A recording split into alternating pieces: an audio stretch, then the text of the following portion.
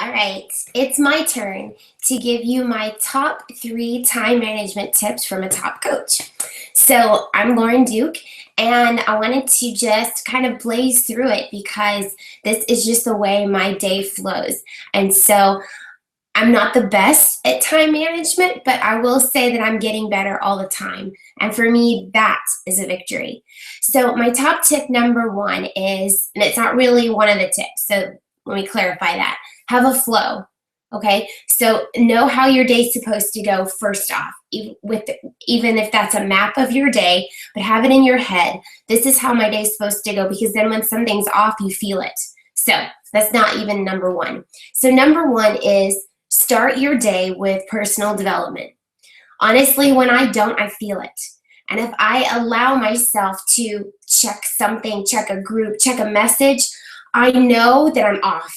I know that I can let my day completely snowball out of control if I don't do that one thing. So for me, that centers me. For me, it is a faith-based book, an app that I have on my phone so that I'm always right here with it. Got my new case. I think about what I would want to share from that. I think about how it applies to my life. That forces me to pull myself away from the business and pull myself away from any other distraction and focus on what I truly need to learn that day. So my number 1 is personal development. Number 2, auto scheduling. Honestly, for my challenge groups and any other training group I have, I take the time ahead of time to set up my posts, because I know that with all the different time zones we have, some people are super early risers. Some people have gotten up at 4 or 5 a.m. on the East Coast, and it's not that way for the West Coast. It's not that way for me in Central Time Zone. So I want to make sure that people aren't missing the post for the day, the first post that needs to be there, like with their challenge group assignment. I want them to see that. So I schedule that super early, like 4 a.m. my time, 5 theirs, so that that's the first thing they see. Then I check in later when it's my check-in time. But auto schedulers for me, Buffer, Sendable, Hootsuite, whatever you use, those are just the top 3. I love Buffer.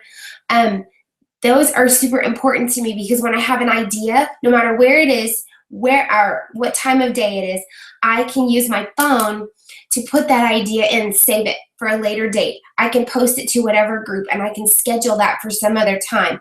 Then I can come back to my computer and I can say, oh, okay, well, I'd rather have it on this day at this time, or that time is messed up, whatever.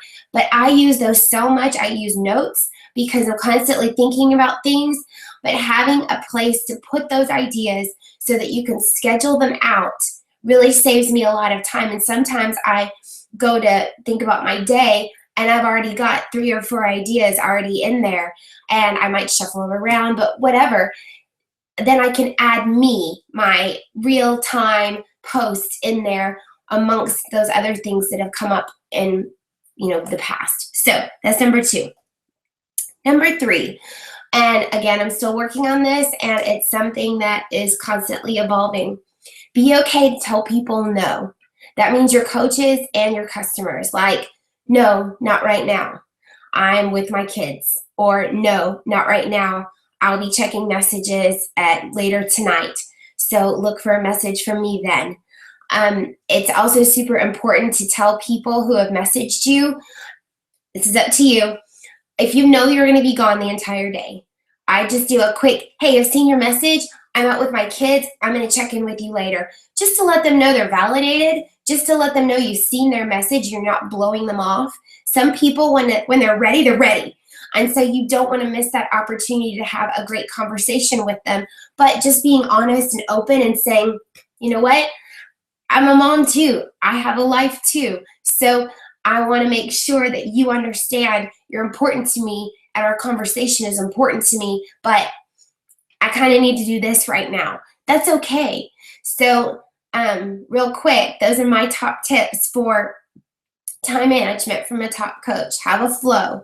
Your day should feel like it's not completely out of your control. And I know that some days we can't control that.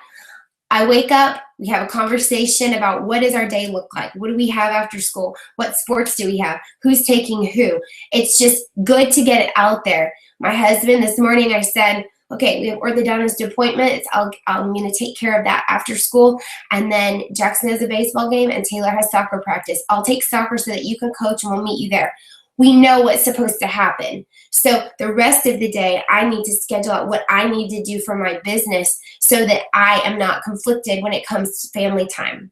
So just start thinking about those things so that you're not bogged down, so that you're not up against a wall, feeling frazzled or feeling cornered. So I could really go on a long time about this apparently. But my top 3, start your day with PD. Auto schedule your day, your ideas, anything that comes up, and then be okay with telling people no, not right now, or just I will get back to you later. One other little tip is if you just really stink at staying on task, set alarms. My phone has literally 20 alarms in it, and sometimes they go off and I'm like, what is that? Because it's trying to keep me on track. Go pick up your kids, leave now, go eat. For me, I need to be reminded to eat sometimes because I get so focused. So there you go. I hope you have a great Thursday. It's a fun day, and make the most of it. Talk to you later.